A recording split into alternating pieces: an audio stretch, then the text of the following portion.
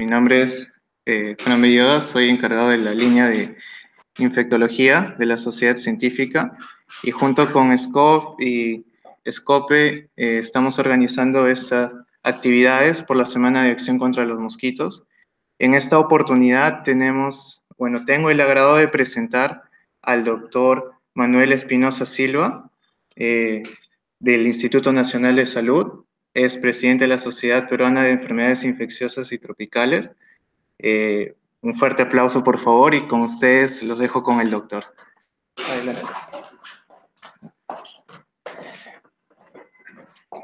Sí, bueno, ante todo, buenas noches.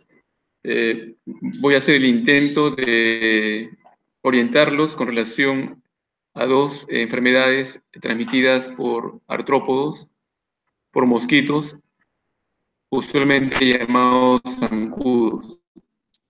Si ustedes ven que dengue grave son formas clínicas de la infección por un virus, el virus dengue, y ven ustedes ahí año 2017.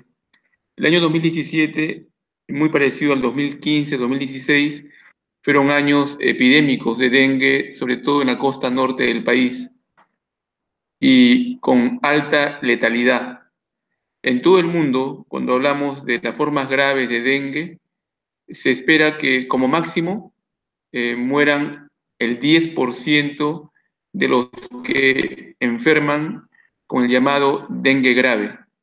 En el Perú, en el 2015 y 2016, murieron más o menos el 50% de los casos con dengue grave. Por lo tanto, hay muchos aspectos que pueden conversarse en el futuro. ¿Por qué tuvimos tan alta letalidad en el norte del país? Una foto que puede llamar la atención, una foto muy antigua que corresponde a un centro asistencial de La Habana, Cuba, año 1981. Cuba aquel año reportó más de 300.000 casos del llamado entonces dengue hemorrágico. Es un término que ya no usamos más. Ahora hablamos de dengue y dengue grave, como ustedes van a ver rápidamente más adelante. Y el dengue se divide en dos: dengue sin señales de alarma y dengue con señales de alarma. Si bien es cierto, existen cientos de arbovirus, posiblemente 8 arbovirus tienen que ver con algún tipo de enfermedad en el ser humano. No siempre que hay infección, esta infección se va a traducir en enfermedad. Hablando de dengue, solamente 30% de los infectados por este virus van a traducir la infección con síntomas y signos que van a hacer posible que el paciente busque ayuda y acuda a algún centro asistencial.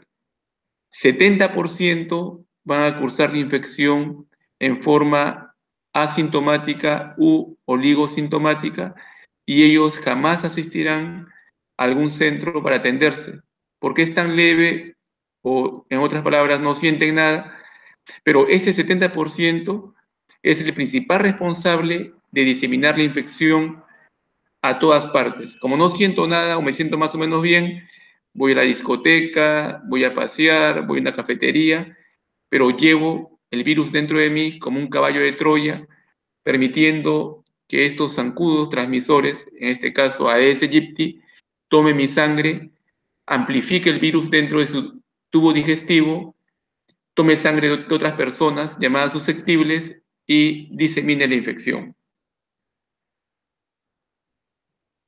Hay diversos factores que van a hacer que una infección, en este caso arboviral, y arboviral o arbovirus significa virus transmitido por artrópodos. Entonces se convierte en un intermediario entre un infectado y un susceptible.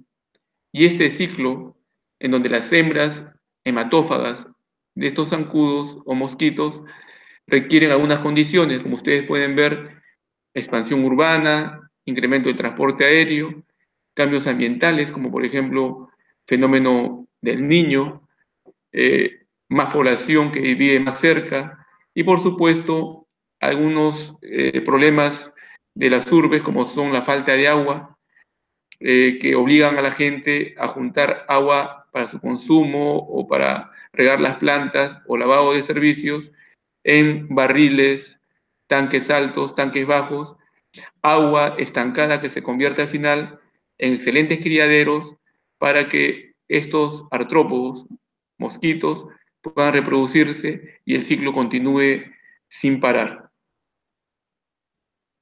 Solamente para que ustedes vean que hay diversos arbovirus, les vuelvo a repetir que son 118 de importancia para el ser humano, pero acá son algunos ejemplos como la fiebre de Toropuch, fiebre Mayaro, que dan signos y síntomas muy parecidos al dengue, que vamos a verlo con un poquito más de detenimiento más adelante.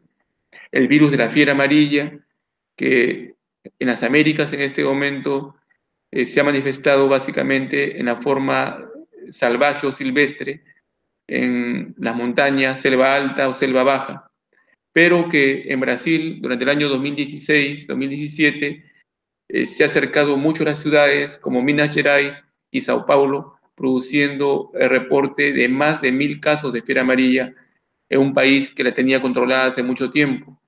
Y ahora, ahora hablamos incluso de fiebre amarilla urbana, como se hablaba en el pasado, hablamos de fiebre amarilla selvática, como se tiene ahora en el Perú, pero ha surgido una nueva definición de fiebre amarilla rural o marginal, la que se da justamente en la zona marginal de centros poblados muy cerca a la selva. Otros arbovirus, como ustedes pueden ver, encefalitis equina venezolana, entre otros. En esta otra lista ustedes ven solamente un grupo, los llamados arbovirus del grupo B, y solamente vemos el género Flavivirus. Y ahí ustedes pueden ver, está el dengue, también pertenece a este grupo la fiebre amarilla, y también pertenece a este grupo, aunque no está puesto en esta lista, el virus Zika, que produce la enfermedad por el virus de Zika. Los tres vamos a decir que son primos hermanos porque son flavivirus. Este slide es muy interesante, solamente para recordarles que los flavivirus, vamos a hablar ya del dengue, son virus de tipo ARN. ¿Por qué es importante decir que un virus es de tipo ARN? Porque son virus que son bastante lábiles a los cambios bruscos de temperatura y por lo tanto, teóricamente es fácil eliminarlos en los medios de transporte al manipularlos, pero a veces ocurren accidentes. ¿Qué más es importante de este virus? Que tiene 4 serotipos: dengue 1, dengue 2, dengue 3 y dengue 4. Lamentablemente no hay inmunidad cruzada entre ellos. Teóricamente un ser humano puede infectarse y enfermar 4 veces por dengue durante toda su vida, siempre y cuando la obtenga no por la picadura de una hembra de la Aedes aegypti en tiempos más o menos prolongados. Acá en este slide dice lo mismo, no hay inmunidad cruzada. El reservorio de este virus, al menos en las Américas, es el ser humano. En zonas de Asia y sobre todo África, también se ha encontrado que buenos reservorios son primates no humanos. Entonces, además del hombre, en esas regiones, en esos continentes, algún tipo de monos, también por supuesto, el Aedes aegypti y también el Aedes albopictus se convierten como artrópodos en excelentes reservorios de este virus. Una vez que una hembra de Aedes aegypti pica al ser humano, toma su sangre, regurgita saliva con miles de viriones. Desde que este virión entra al cuerpo hasta que el ser humano pueda tener alguna manifestación clínica, pasan entre 3 a 14 días.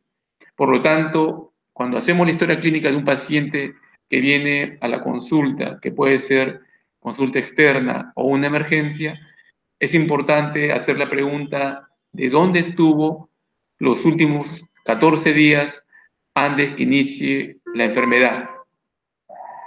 Y eso es importante porque eventualmente puede ocurrir que el paciente se encuentre en Lima, se enferme en Lima, pero los últimos 14 días estuvo en otro lugar, por ejemplo, en Ica, en Pucallpa, Madre de Dios.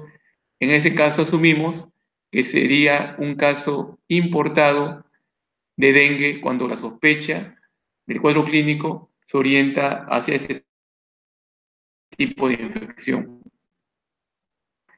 Cuando hablamos de periodo de transmisibilidad, hablamos de la viremia, la circulación del caso dengue en sangre puede durar hasta 7 días. ¿Por qué es importante? Porque si cualquier Aedes aegypti, hembra, pica al ser humano, va a tomar el virus que circula y lo va a amplificar, vuelvo a repetir, en su tubo digestivo. Todos somos susceptibles de infectarnos por este virus, que es diferente a decir que no todos pueden enfermarse. Vuelvo a repetir que solamente 30% de los infectados van a tener algún tipo de manifestación de esta infección. Ahí tenemos a la mosquita, a la zancudita, Aedes aegypti, está justamente tomando sangre de un ser humano y toman sangre porque la sangre que toman es importante para su ciclo reproductivo. Esa sangre, sobre todo el hierro que toman de la sangre, va a servir para que ellas puedan poner sus huevos posteriormente. Solamente para que ustedes vean algunos criaderos, este mosquito o zancudo Aedes aegypti. Esta es una foto tomada hace más de 20 años en el distrito de Bellavista, en el Bajo Piura, Sullana. Ven ustedes ahí una planta, ¿no?, en su maceta, y en la parte baja un pequeño platillo que junta el agua que sale por el orificio inferior cuando las amas de casa riegan esas plantitas. En esa agua, en ese remanente de agua de ese platillo, encontramos decenas de larvas de Aedes aegypti. Pero hacia su costado derecho, ustedes pueden ver un cántaro de agua abierto con una taza al costado.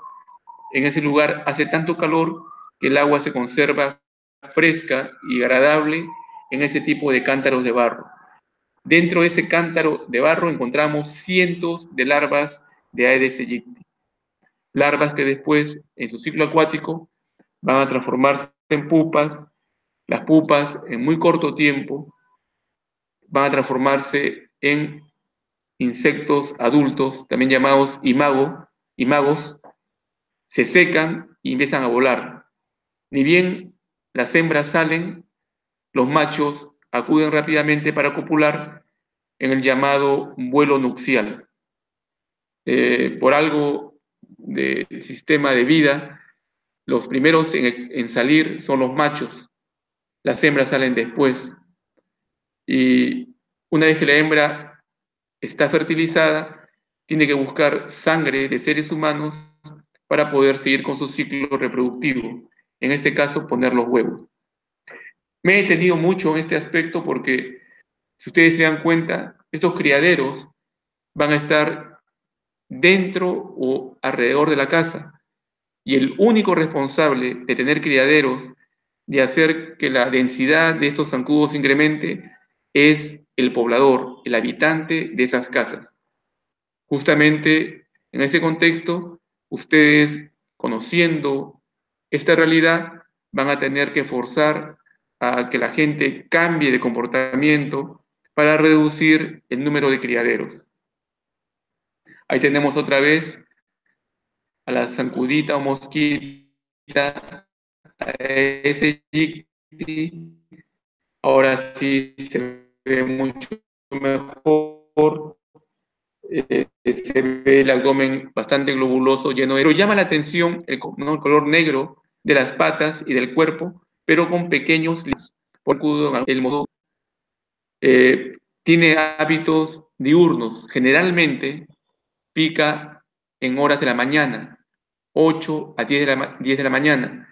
Pero en verdad puede picar a cualquier hora. Si en la casa no hay nadie en la mañana, la casa está cerrada, cuando la gente entre en la tarde, va a encontrar a zancuditas o mosquitas ávidas de alimentarse de sangre del ser humano para su ciclo reproductivo. En todo caso, sus escondites atrás de los cuadros, atrás de los muebles, bajo la mesa del comedor, bajo las camas, esperando el momento para poder tomar sangre del ser humano. Es un mosquito antropofílico. Se ha adaptado a través de miles de años a vivir muy cerca del hombre y depender de su sangre para su reproducción. Solamente para decirles que a nivel mundial está bastante difundida la infestación de este mosquito que tiene capacidad de transmitir varias enfermedades: fiebre amarilla, urbana, virus chikungunya, virus Zika y por supuesto virus dengue.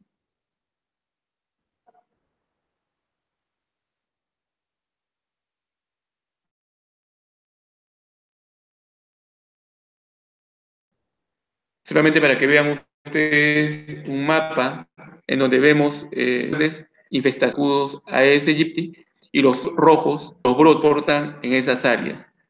Este mapa es un mapa que está desfasado porque ya en este momento tenemos también presencia del Aedes aegypti en el departamento de Ica y también en el departamento de Arequipa, en la faja costera de Arequipa, sobre todo en Camaná. A nivel nacional, siempre hacemos el seguimiento de los serotipos del virus que circulan por algunas regiones. Tenemos regiones como Loreto, donde ya en el lapso de casi 30 años se han reportado brotes por serotipos de dengue 1, 2, 3 y 4. Y algo parecido también ocurre con la costa norte, como es Tumbes, Piura, Lambayeque y La Libertad. Vuelvo a repetir, esta curva está desfasada, pero solamente se hace siempre un seguimiento de los casos por semanas epidemiológicas y también por años para poder compararlos. El cuadro clínico de dengue, acá les muestro un slide antiguo. En el pasado, hasta el año 2009, hablábamos de dengue y lo más importante lo ven en la segunda línea, donde ven que muchos pacientes van a cursar la infección en forma inaparente porque no sienten nada o son tan tenues los signos y síntomas que no le hacen caso y siguen trabajando, siguen haciendo su vida normal, pero van llevando la infección a diversos lugares, hasta las formas graves que en el pasado se conocían como síndrome de shock por dengue. Esta clasificación que habla de fiebre indiferenciada, fiebre del dengue, dengue hemorrágico con sus 4 grados, ya no se usa actualmente. Pero el dengue, en cualquier parte del país o del mundo, tiene signos y síntomas. Cuando la infección se expresa clínicamente, la persona debuta con fiebre alta y continua. Fiebre alta y continua que puede durar de 2 a 7 días. Algo particularmente importante, aunque no tan frecuente, es que muchos pacientes desde el primer día de enfermedad prefieren tener dolor de cabeza, cefalea bastante intensa. Es tan intensa que muchos creen que se van a morir, se desesperan y por ese motivo acuden rápidamente a emergencia, diciendo que tienen fiebre y que tienen el dolor de cabeza más fuerte de toda su vida. Este síntoma no siempre se cumple en todos los pacientes. Al segundo día el paciente empieza a presentar ya dolor detrás de los ojos, lo que hemos venido a llamar dolor retroocular. El paciente incluso tiene gran dolor al mover los ojos. E incluso algunos empiezan a presentar sensibilidad a la luz solar, fotofobia, y buscan un lugar oscuro para poder reposar. En forma simultánea se presentan dolor muscular, mialgias y dolores articulares. Esta combinación de mialgias y artralgias es tan intensa que en algunos lugares, sobre todo del Caribe, le llaman a esta enfermedad la fiebre rompehuesos. En el término peruano, básicamente decimos, tengo malestar general, y en los procedentes de la zona altoandina le dicen maculqui o macurqui. Estoy macolcado, estoy macorcado. Algo parecido a dolor del cuerpo generalizado, mialgias y artralgias. Algunos pacientes van a presentar además náuseas, vómitos, con leve a moderado dolor abdominal, y algo típico entre el primer y tercer día de enfermedad es la gran congestión de piel y mucosas. Están rojos, están bien chaposos. Algunos pacientes, hasta el 50% de ellos, van a manifestar entre el primer y segundo día una erupción cutánea, un exantema, que se parece mucho a lo que veíamos en el pasado en los casos de rubiola, incluso un poquito más marcado, de tipo morbiliforme, como se presentaba en el sarampión. Esta erupción cutánea temprana se va rápidamente, pero algunos pacientes van a presentar una erupción cutánea tardía entre el quinto y séptimo día de enfermedad. Esta forma de erupción cutánea tardía se acompaña de escozor intenso. Básicamente es una vasculitis, ¿no? Es un daño que se manifiesta como ardor y luego picazón que dura más o menos 5 días y luego se produce un tipo de descamación de la epidermis. Algunos pacientes van a presentar diarrea con dolor abdominal y algunos pacientes van a presentar también algún tipo de sangrado. Ahí pueden ver, espero que se pueda ver bien, las lesiones dérmicas en un paciente con exantema en su segundo día de enfermedad. La postración es evidente. El paciente con dengue, con mialgias y artralgias, dice, mi cuerpo pide cama, quieren descansar, no pueden moverse. Incluso si la cefalea es intensa, adoptan una posición antálgica. En este niño, ¿no? Con los brazos, toma su cabeza, ¿no? Porque tiene dolor intenso. Aunque él es morochito, para su madre decía como un camarón. La piel está congestiva en los primeros días, primero y tercer día de enfermedad. Ya en ese momento, en un contexto de presencia del zancudo o mosquito Aedes aegypti, en presencia de casos, el clínico, al ver a un febril con estas características, rápidamente puede hacer el diagnóstico presuntivo de estar ante un caso de dengue. Más aún si en el lugar, la familia, amigos han presentado algo parecido. Si es factible, se toman algunas pruebas de laboratorio, pero en una epidemia es difícil tomarle muestras a todos. En todo caso, podría hacerse inicialmente tomar un hemograma y con el hemograma tomar algunas conclusiones, sobre todo si tenemos el valor de hematocrito. Si podemos, tomamos plaquetas también, pero en este momento ha dejado de ser útil el tomar en forma seriada las plaquetas. Es verdad, en algunos pacientes las plaquetas pueden caer rápidamente a niveles bastante bajos, incluso a menos de 10.000 plaquetas por milímetro cúbico. Pero generalmente esto para los que manejamos dengue no es ningún problema. No tengo por qué seguirle recuento de plaquetas cada 6 horas diario. La recuperación de ellas es rápida una vez que el paciente empieza a entrar a la fase de convalecencia. Y el periodo crítico en dengue es muy corto, dura entre 24 a 48 horas.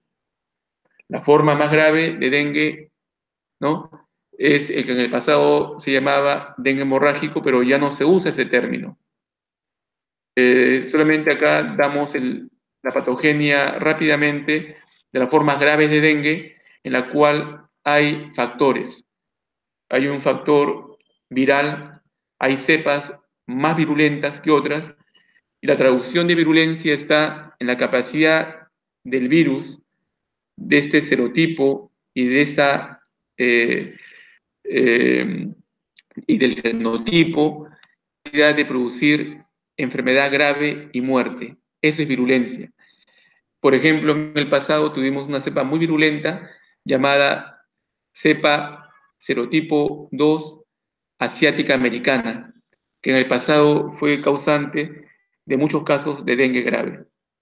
Hay factores también epidemiológicos que tienen relación con población susceptible, población que también en el pasado tuvo infección por dengue y, por supuesto, densidad vectorial, cantidad de zancudos hembras que pueden picar a los seres humanos, infectarse y luego transmitir la infección. Lo que sabemos en este momento es que cada vez que uno se infecta por un nuevo serotipo de dengue, la segunda infección es más intensa, entre comillas, más grave.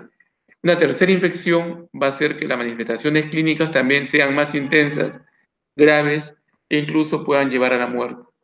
Pero también hay factores individuales, como la edad.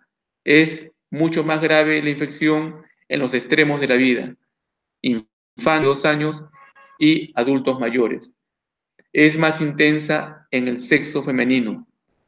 Es más intensa en los niños, hablamos de niños eutróficos.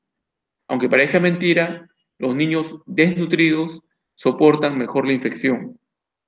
También se ha visto que eh, los, eh, los de origen caucásico, los blancos, tienden a tener formas más severas.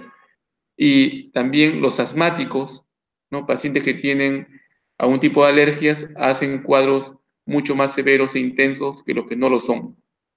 Y por supuesto, acá ustedes pueden ver la presencia de anticuerpos. Si tengo anticuerpos, quiere decir que en el pasado también tuve dengue. Entonces, una segunda infección puede ocasionar formas graves de dengue. Solamente para que vean que en las formas graves pueden ustedes ver, ¿no? Lesiones, en este caso equimóticas, en la esclerótica o también llamadas en la conjuntiva ocular, y esto solamente es posible si el médico examina al paciente. Si no levanta los párpados, no se da cuenta que ya hay un sangrado que le está evidenciando la posibilidad que el paciente se esté complicando.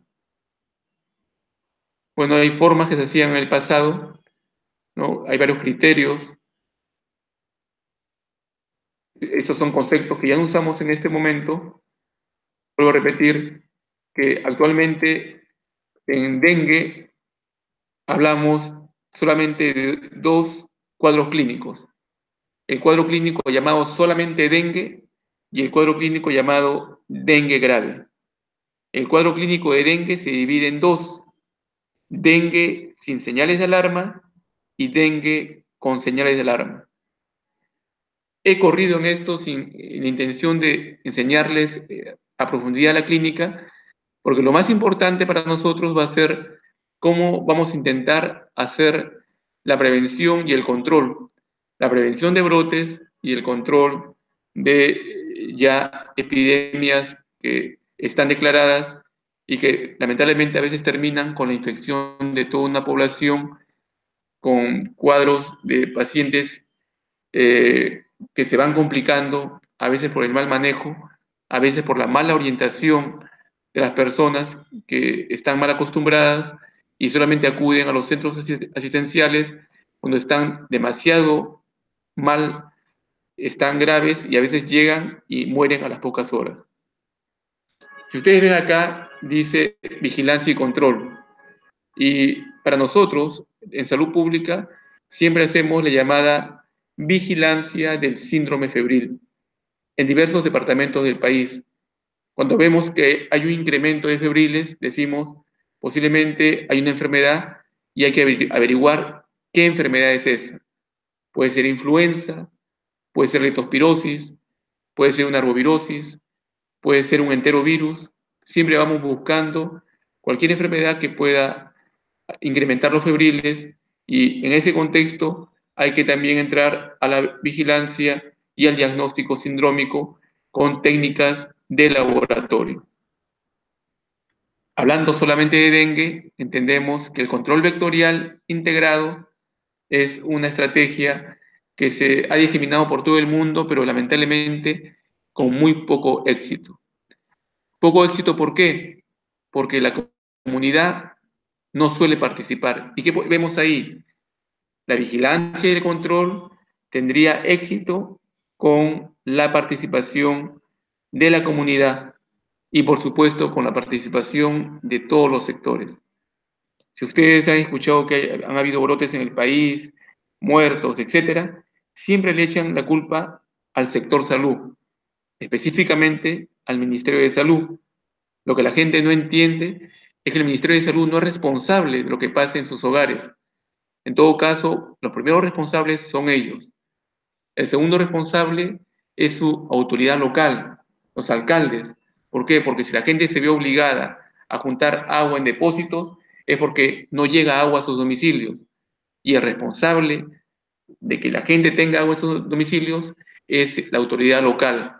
Con otro sector, el sector vivienda, que está obligada, con proyectos de inversión, a suministrar agua potable a toda la población para reducir el riesgo de criaderos y reducir la densidad del mosquito Aedes aegypti.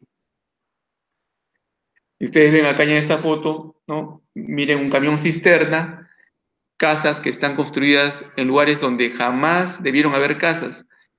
¿Quién es responsable de dar títulos de propiedad a lugares como este, donde no tienen ninguna facilidad? Los alcaldes, ¿no? Que por más votos para ser elegidos ofrecen el oro y el moro, y tenemos estas viviendas que no son adecuadas para que un ser humano pueda vivir, pero entre comillas por necesidad la gente invade, ¿no? Construye, y luego cuando hay una desgracia le echan la culpa al gobierno. Pero todo esto debía remediarse también con mejorar las capacidades de educación. El sector de educación tiene que intervenir también para cambiarnos como ciudadanos, para hacernos mejores personas, para tomar mejores decisiones. Aquí estamos del año 2005 en Lima Norte, kilómetro 11.5 de, ya me olvidé la Panamericana Norte, Norte, pero hay paralelas. Ya, de la avenida Tupac Amaru, 11.5 de la Tupac Amaru. Y ahí vemos, estamos cerca de un cementerio, y cerca del cementerio habían familias dedicadas a la venta de flores, habían familias que juntaban agua, y miren, si ven ustedes un cilindro tapado, está todo perforado.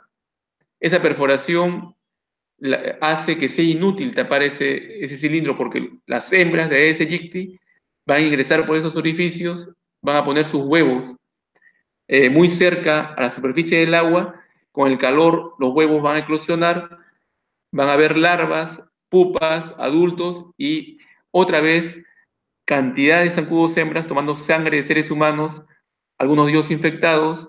Cuando piquen por segunda vez van a infectar a otras personas. En el cementerio encontramos que todos los floreros tenían larvas de Aedes aegypti. Es por eso que en este momento recomendamos en todos los cementerios del país a no usar agua. En todo caso, usar arena húmeda o, mejor aún, usar flores artificiales que no requieren agua. Pero posiblemente cambiar esa costumbre va a ser muy difícil. Entonces, el desafío es cómo evitar que la gente junte agua en cilindros, en tanques bajos, tanques altos, baldes, etc. Lo ideal sería que los alcaldes lucharan por llevar agua al domicilio 24 horas al día, siempre y cuando estas viviendas estén en lugares aptos para que el ser humano pueda vivir. Diversos tipos de criaderos de Aedes aegypti, las llantas se convierten en excelentes criaderos, sobre todo en lugares donde hay lluvia, y las llantas juntan agua. y en esa agua que queda ahí en reposo, el color oscuro, las hembras prefieren poner huevos, ¿no?, en ese tipo de criaderos. Las hembras del zancudo Aedes aegypti ponen huevos por poquitos en diversas partes. Esa costumbre ha hecho que su especie no se extinga, porque si pusieran todos sus huevos en un solo criadero, posiblemente hubieran llegado a la extinción hace mucho tiempo. Ponen acá 10 huevos, en otro 20 huevos, acá 5 huevos, buscan todos los criaderos posibles para intentar que su progenie sobreviva al futuro. La reemergencia del dengue se debe a diversos factores. Además de esos criaderos, el cambio climático hace que el ciclo de reproducción sea más corto y, por supuesto, al ser más corto, la densidad del zancudo se incrementa rápidamente. Entonces, para hacer una estrategia integral que nos pueda servir para erradicar este zancudito, requerimos de comunicadores, expertos, que sepan la realidad de un lugar y que se ganen y que dejen huella en la población para que ellos entiendan y cumplan con los pasos que deben seguir para reducir el riesgo de infestación aédica. La vigilancia, muy importante, solamente encuentra a quien busca. Y la vigilancia, lamentablemente, es muy costosa porque necesitamos de técnicos y profesionales de la salud para que constantemente podamos revisar áreas geográficas, buscar densidades vectoriales e intervenir inmediatamente. Los entomólogos son aquellos que van a intentar estudiar justamente una de las cualidades de los zancudos, la resistencia de ellos a los larvicidas e insecticidas, adulticidas, y son los que incluso van a poder determinar qué otras medidas pueden implementarse según cada realidad. Hablar de infestación aédica en la costa norte del país es muy diferente a hablar de infestación aédica en la selva central o selva oriental del país. La costa norte es un desierto, posiblemente sea más fácil hacer el control. En cambio, en la selva hay más criaderos, incluso las plantas que tienen axilas que pueden juntar agua se convierten también en excelentes criaderos muy difíciles de eliminar. Las canaletas para la lluvia que están en los techos, también a veces el agua queda estancada y se convierten en criaderos inaccesibles para el poblador que no tiene posibilidad de subir al techo para limpiar sus canaletas. Siempre que está el vector y está el virus, el sistema de salud tiene que implementar todo un equipo de salud con ambientes para el manejo de pacientes que van a buscar atención, incluso por niveles, y los graves tendrán que acudir hacia unidades de cuidados intensivos intentando salvar sus vidas. Y por supuesto, el laboratorio, importante para el diagnóstico. Todo esto se llama estrategia de gestión integrada. Hasta el año pasado, incluso ya habíamos puesto todo un círculo importante con relación a promoción de la salud que atraviesa todos los componentes e incluso la vacuna. La OMS este año no ha respaldado el uso masivo de la vacuna contra el dengue. Por lo tanto, la vacuna, que para nosotros era una esperanza de poder controlar esta infección, va a tener que esperar algunos años para tener mejores vacunas de más eficacia, de más efectividad, para poder evitar la infección y la enfermedad en el ser humano. La OMS dice en este momento que solamente recomienda vacunas en aquellas personas que tengan anticuerpos contra el dengue, vale decir, aquellos que ya tuvieron dengue, para reducir el riesgo de una segunda infección o reducir la letalidad por otros serotipos de dengue. Acá solamente para que ustedes vean el ejemplo, que los gobiernos locales, los alcaldes, tienen una gran responsabilidad para disminuir el riesgo de infestación aédica. Pero ¿qué dicen ellos? que eso es tarea del sector salud. Y es mentira. Los principales responsables de las determinantes que hacen posible una epidemia de dengue son las autoridades locales. Por lo tanto, en una nueva estrategia de este año 2018, estamos convocando a los alcaldes para que ellos sean los líderes que direccionen las actividades de control de ese tipo de infecciones arbovirales.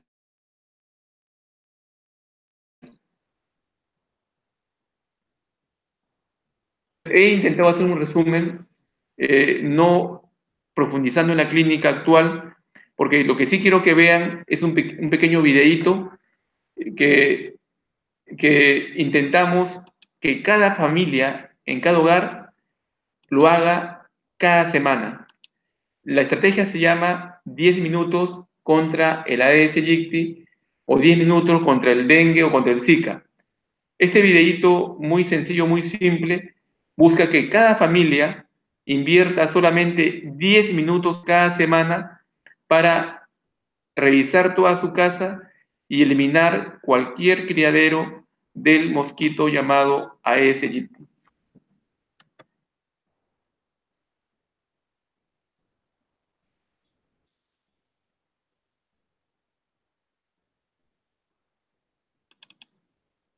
Ahí van a ver ustedes. Esta es la casa de la familia del señor Juan Silva. Ellos se descuidaron de varios detalles de la de criaderos del zancudo Aedes aegypti, convirtiéndose en blanco fácil para que este zancudo les pueda transmitir el dengue. Ahora, el bebé está bastante enfermo y los padres muy preocupados. No deje que eso ocurra en su casa.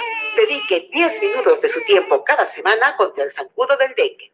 Mientras que en la casa de la familia del señor Antonio Chiroqui, de doña Luisa, de María, de Miguel y de la abuela Julia, ellos siempre están atentos a los cuidados aves. El zancudo del dengue necesita trabajar juntos. Ellos saben también que dedicando solo 10 minutos de su tiempo cada semana, podremos vencer al zancudo Aedes aegypti. ¿Qué debemos hacer? Manteniendo limpios y tapados todos los recipientes que contengan agua, alejamos al zancudo de nuestras casas. Por ejemplo, barriles, bidones y tanques de agua. Avise a los vecinos y amigos. El éxito de esta iniciativa depende de todos. Limpie los techos y las canaletas por las cuales corre el agua de lluvia, porque pueden retener agua y formar criaderos para las larvas del zancudo del dengue. Con cuidados simples y rutinarios, podemos vencer al dengue y otras enfermedades que transmite el zancudo Aedes aegypti. Verifique que los escurridores de platos se mantengan limpios y sin agua. Coloque arena en los platitos debajo de las macetas de las plantas. Eso evita que las larvas del zancudo se reproduzcan en estos recipientes. No deje que el zancudo se reproduzca alrededor de su vivienda. Evite tener cualquier objeto que se pueda convertir en criadero de zancudo.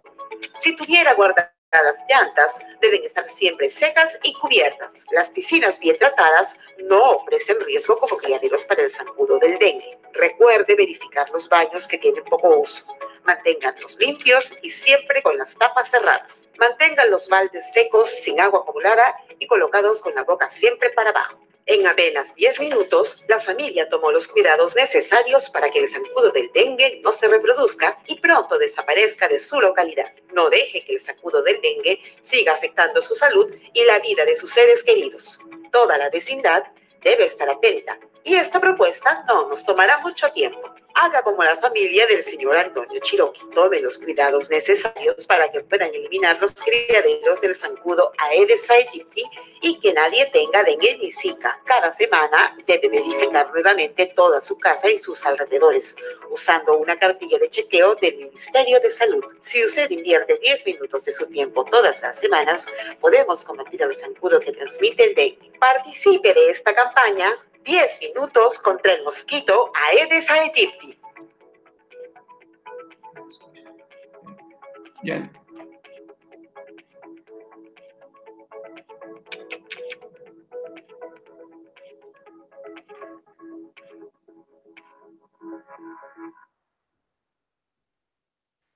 Bien, ¿no? Entonces ya vieron ustedes un pequeño videíto interesante, ¿no? Para que ustedes vean que la familia puede involucrarse, pero aunque parezca mentira, esto es bastante difícil.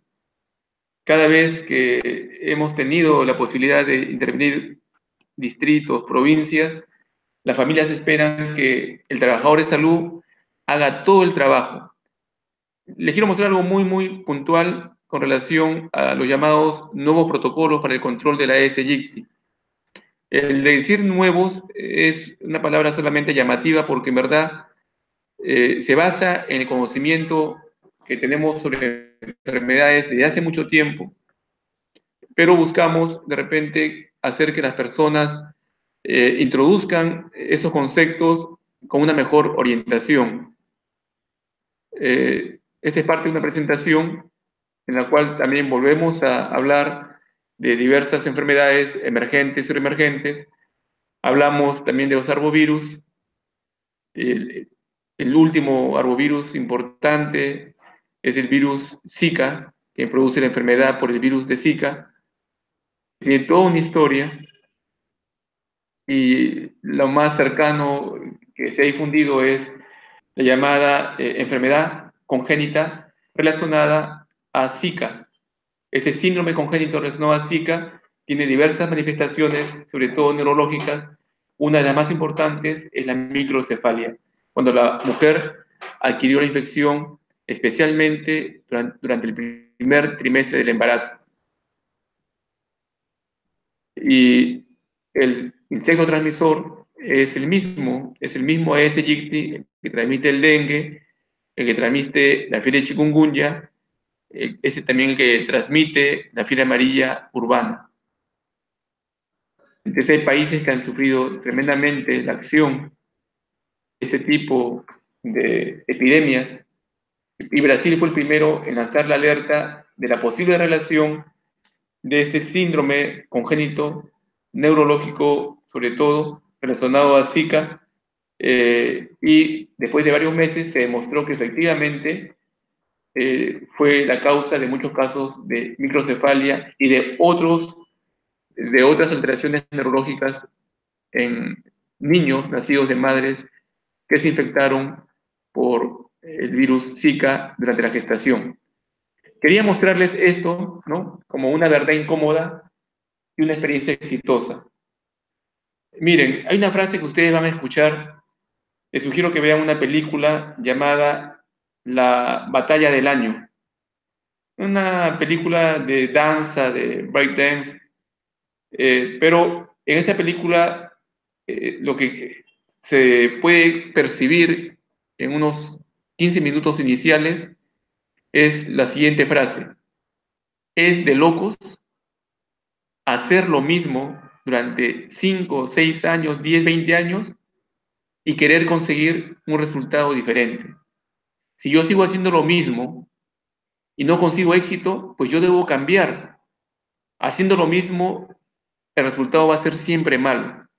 Y esto ha ocurrido con justamente el programa intentando controlar la infección por arbovirus relacionados a la presencia de la Aedes aegypti. Durante muchos años hemos hecho lo mismo. Cada año es lo mismo. Y los resultados son cada vez peores. Año 2002. El primer caso de dengue del siglo XX, después de haber eliminado el vector hacia los años 80, ya ocurrió el año 90, sobre todo en la costa norte del país, en la selva norte del país, sobre todo San Martín y Loreto. Pero miren, 12 años después, el año 2002, teníamos 15 regiones que reportaban infestación por Aedes aegypti, teníamos 14 departamentos, 48 provincias y 122 distritos. Ya estábamos trabajando 12 años y seguíamos igual o peor.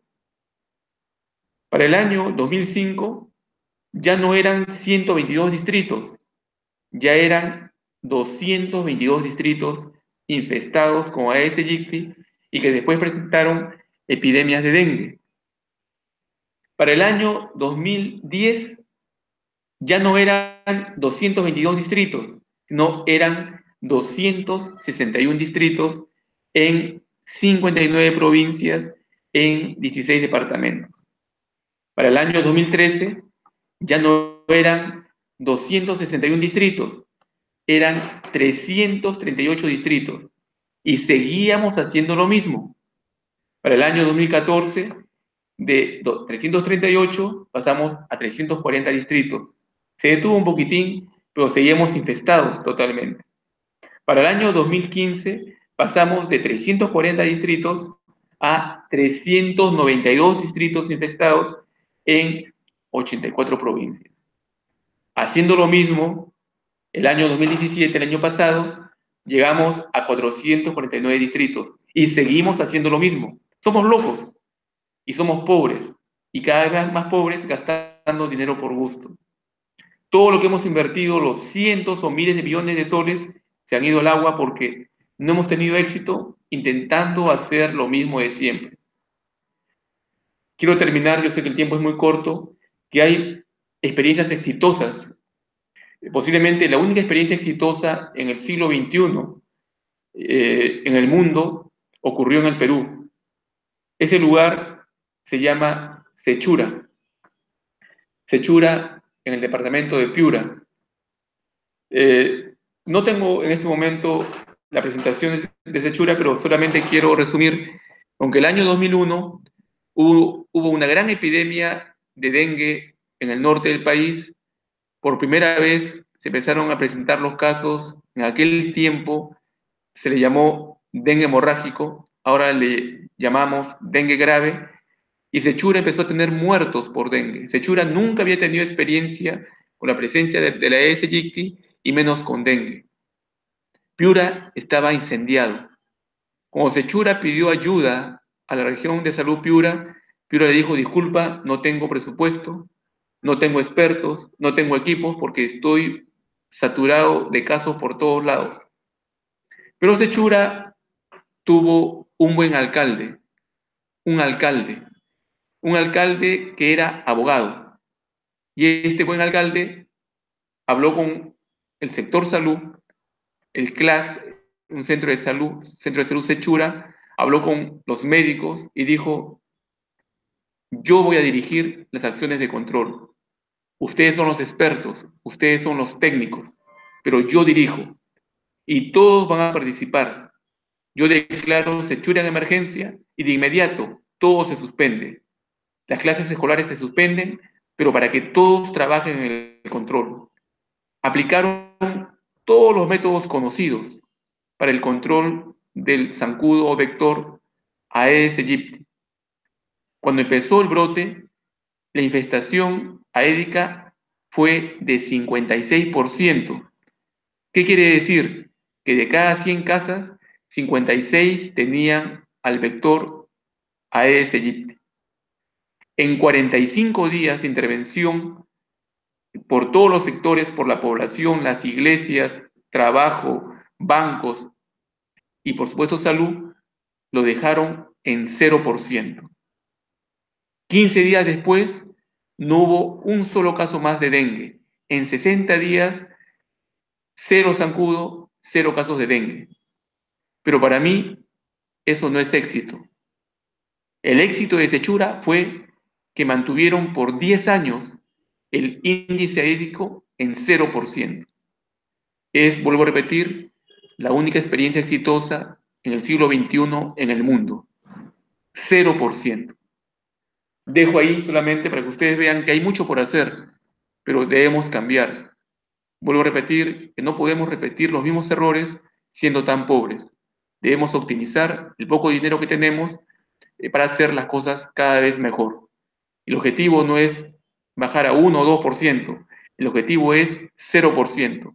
Cuando tengas mejores metas, tendrás mejores resultados. Ahora, Malar, ¿hay tiempo de tener? Creo que no, si no alguna pregunta. Ah, ya. Agradecemos mucho la ponencia del doctor Manuel Espinosa. No sé si habrá alguna pregunta. A ver, voy a conectar el audio.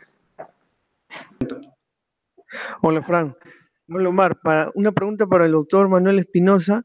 ¿Sigue siendo Comas uno de los distritos a intervenir en prevención de Aedes y de dengue? ¿O hay otra zona en Lima, como San Juan del Lurigancho, por ejemplo, donde donde deberíamos intervenir en prevención? Sí, buena pregunta. Tenemos en este momento 32 distritos infestados con Aedes aegypti. En verdad, tenemos distritos en el norte, en Lima ciudad, en el sur. Por ejemplo, los últimos distritos que han sido reportados con infestación por Aedes aegypti son San Borja, Santiago de Surco y Miraflores. También está infestado Jesús María y, por supuesto, todo el cono norte, incluyendo Comas, siguen presentando índices de infestación aédica.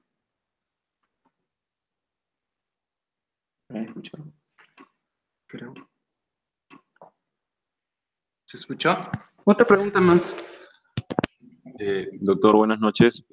Quisiera preguntar, ¿por qué es necesario el hematocrito para el diagnóstico? ¿Hay alguna especie de síndrome hemolítico? No. No quise ahondar mucho en la clínica, pero como señal de alarma hay varias presentaciones. Para empezar, después de los primeros 3 días de la llamada fase de infección, ¿no?, de viremia, donde el paciente tiene fiebre, malestar, etcétera, cae la fiebre. Con la caída de la fiebre, la mayoría se recupera, pero un pequeño grupo pasa a la llamada fase crítica.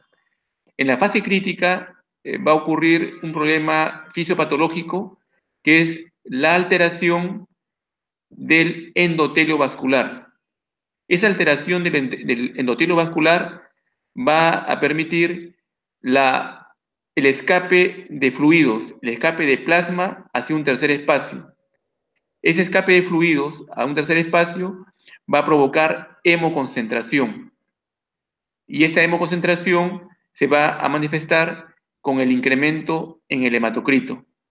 Entonces, una forma de poder determinar el grado de hemoconcentración es pedir hematocrito. Pero hay otras formas por las cuales uno puede detectar la fuga de plasma al tercer espacio, por ejemplo, edema que puede ser general, presencia de líquido acítico, ¿no?, líquido en cavidad abdominal, derrame pleural, incluso puede haber un derrame pericárdico. En infantes, sobre todo en varoncitos, es fácil ver edema escrotal. Si tomo una ecografía, podemos ver edema de la pared vesicular. Por lo tanto, el hematocrito es para tener una evidencia de hemoconcentración por extravasación plasmática.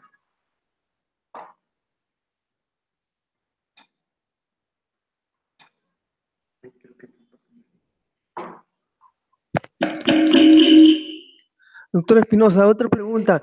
En estos días ya se han reportado por las noticias los casos de Guillain-Barré en la Libertad. Todavía no he revisado con detalle, pero he escuchado que hoy los casos se han incrementado de 15 a 22 y se ha hablado de la asociación del enterovirus. Y mi pregunta es, en vista que el MINSA y de Salud ya han emitido comunicados de prevención, como lavado de manos, evitar comer en la calle, la pregunta que muchos se hacen, que muchos familiares nos hacen, es si es que aquí en Lima es necesario tomar estas medidas también, aún siendo los casos reportados solo en La Libertad. Es decir, se podría dar el caso, pues, que por migración también se presenten casos acá en Lima. Bueno, aunque es otro tema, sí es un tema que estamos viviendo en este momento.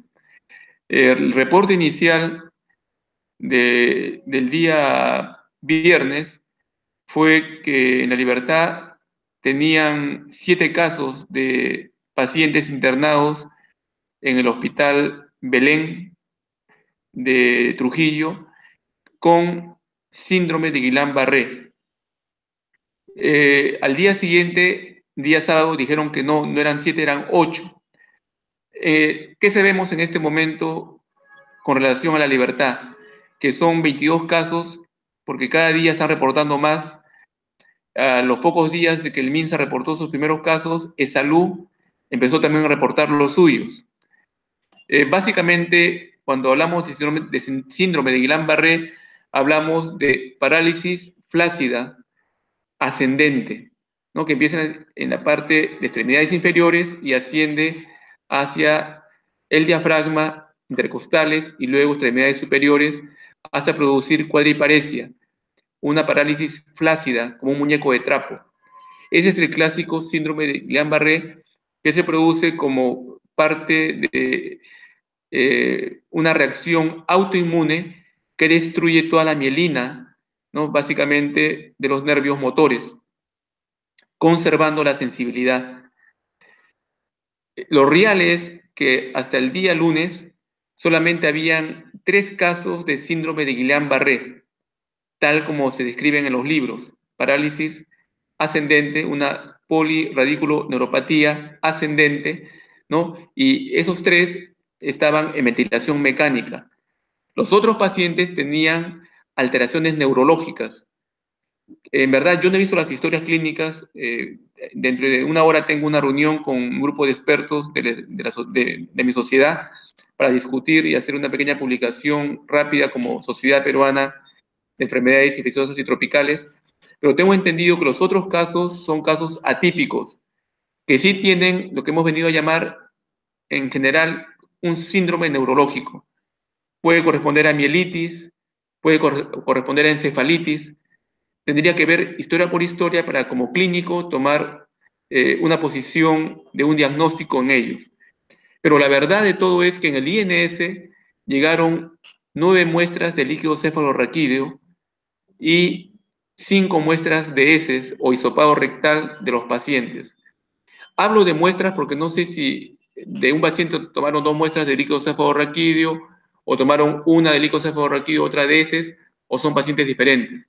Pero en todo caso, de esa muestra, de los 9 líquidos cefalorraquídeos, los 9 dieron positivo a enterovirus por una técnica llamada Nestec PCR, donde se realiza una doble amplificación con primers que nos dio el Centro para el Control de Enfermedades de Atlanta, con biólogos entrenados en Estados Unidos.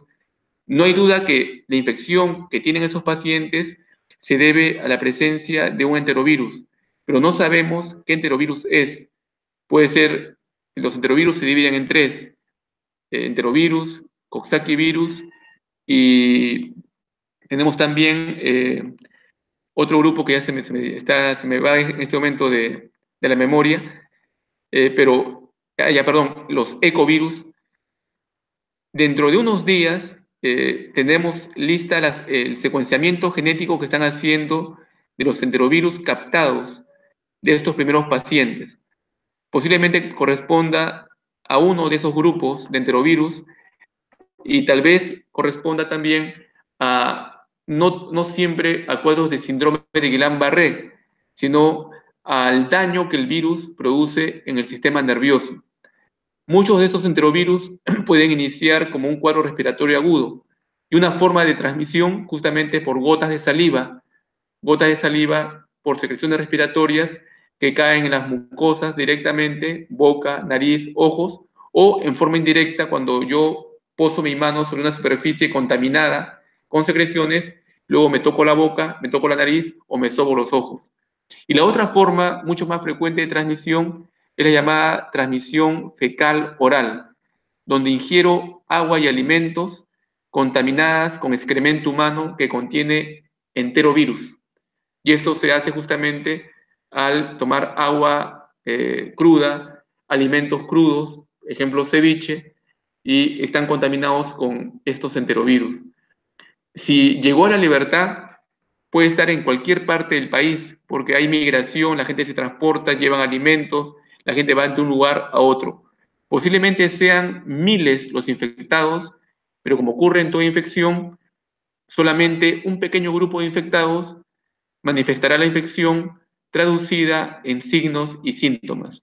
En este momento tenemos reportes, entre comillas, porque no me consta, de síndrome de Guillain-Barré en Lambayeque, Chiclayo, síndrome de Guillain-Barré en Ica, síndrome de Guillain-Barré en varios hospitales de Lima. Estamos en plena vigilancia. Por lo tanto, las alertas epidemiológicas están recomendando para todo el Perú extremar las medidas de higiene de manos, intentar consumir solamente alimentos cocidos, no alimentos crudos, y seleccionar los lugares donde uno puede tomar alimentos. Evitar comer en el comercio ambulatorio en la medida de lo posible, ¿no? Y, por supuesto, la vigilancia de los colegas para que examinen bien a los pacientes, hagan reporte oportuno para el manejo también precoz. Si fuera un verdadero síndrome de Guillain-Barré, que habla ya de autoinmunidad, el uso de inmunoglobulina precozmente hace que el periodo de enfermedad sea más corto y, por supuesto, la recuperación sea rápida. Espero haberlos orientado más o menos con relación a su pregunta. Agradecemos mucho la ponencia, la excelente ponencia del doctor Espinosa y su orientación sobre el tema de dengue, sobre todo en esta semana de acción contra los mosquitos. Ya el día de mañana tendremos otra actividad también y bueno, nada más que agradecerle mucho al doctor. Muchísimas gracias, doctor. Y gracias a ustedes y sigan adelante, ¿no? Los felicito porque están tomando de su tiempo de estudios. Nosotros como Instituto Nacional de Salud queremos jóvenes como ustedes, estudiantes, tenemos muchas ideas de investigación. Ustedes podrían participar con nosotros en una serie de actividades, incluso formándolos como futuros investigadores que van a dar mucho fruto para el país. Éxitos para ustedes. Hasta pronto.